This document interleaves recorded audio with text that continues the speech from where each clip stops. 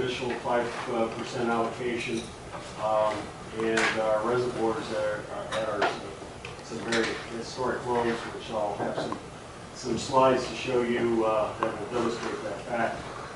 This is the reservoir conditions as we have them today. As you can see that Lake Oroville, the reservoir that provides the majority of our water supplies at 41% of average. It's 60, about 66 or so up there. And you can see down here at St. Louis, it's also very low compared to historical average. Not surprising. This is I find this graph as far as precipitation being kind of an interesting graph. You can see under it says over here on this right here under current daily precip 2.5. We're way down here, and you can see when we had a really wet year, we were way up on top, and here's some of the very driest years, and we're right in that same ballpark. This blue line is kind of average. So you can see we're below average already to start out the year. Moving forward. I'll give you an idea of as I was going through the DWR website, I saw a couple of graphs here that I thought were interesting. This is the San Luis Reservoir storage levels, and the red is the very dry year of 76, 77, and what the San Luis's reservoir levels during that period.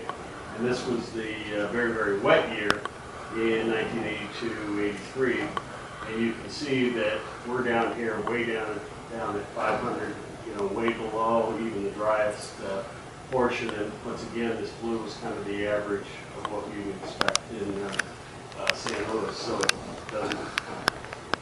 We're starting out very poorly, as far as storage. But there should be a note that to say deliberately dump 700,000 acre-feet of water in the ocean, knowing we were in a drought already, which they could have put that water in there. Yes, and I'll try and illustrate that with the next slide. Okay. Here's the Lake Oroville storage levels. Once again, the same graph scenario with the driest year. You can see where that is. This is where we are today. We're tracking even below that, and this is the very wet year. Here's normal. If you take this number, 1,400, add 800,000 acre-feet to it, which is what went into the ocean last year during that period, you can see that we would be right up here about average, 22. Yeah. That kind of illustrates the point of what occurred. Would be in a much better condition, so to speak, if that was actually it wouldn't have gone into this area, but it would have gone into the San Luis Reservoir. And what's sad is the media should criminally hold those people responsible up there and didn't stop this from happening. So that's kind of the condition of the reservoirs as they exist today. The other aspect that we have is that we have this. This is kind of a graph that Tom Barnes of our staff prepared, kind of showing, and so there'll be a series of graphs kind of showing our 5%, 10%, 20%, 35% allocation.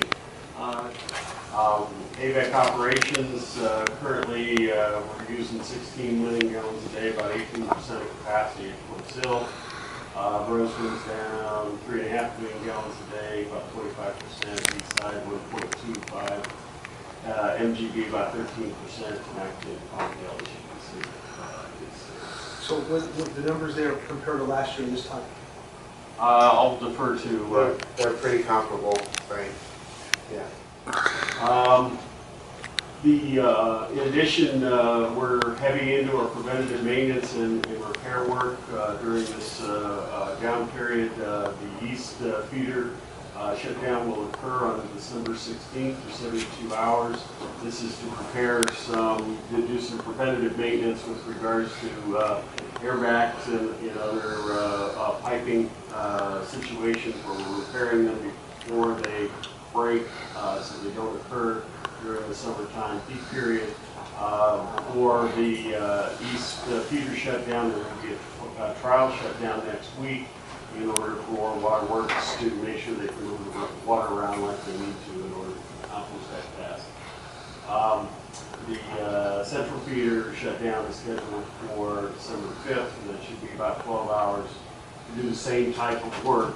And then the north feeder shutdown will be about 24 hours and boron is the only agency that will be affected by that. Once again, I would want to reiterate and compliment the operations staff about making sure that they get ahead of this maintenance work so that you don't wait till it breaks, that you're proactive in getting it repaired. This is November 20th here in Los Angeles at the LA Auto Show, South Hall.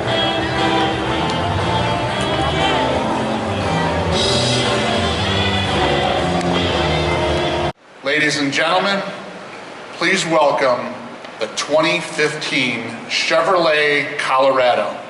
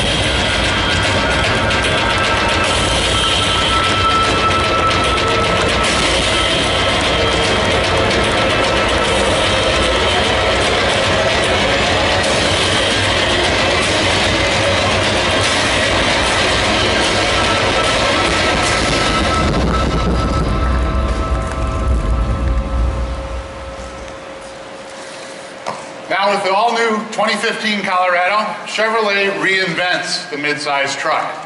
When it arrives next fall from our plant in St. Louis, Missouri, we're confident that the Colorado will be the most capable, versatile, and technologically advanced midsize truck on the market.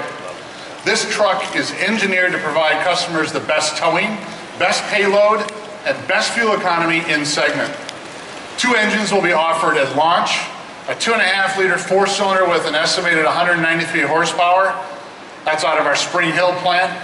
And the optional 3.6-liter V6 with an estimated 302 horsepower and 270 foot-pounds of torque. And that engine is out of our Flint facility in Michigan.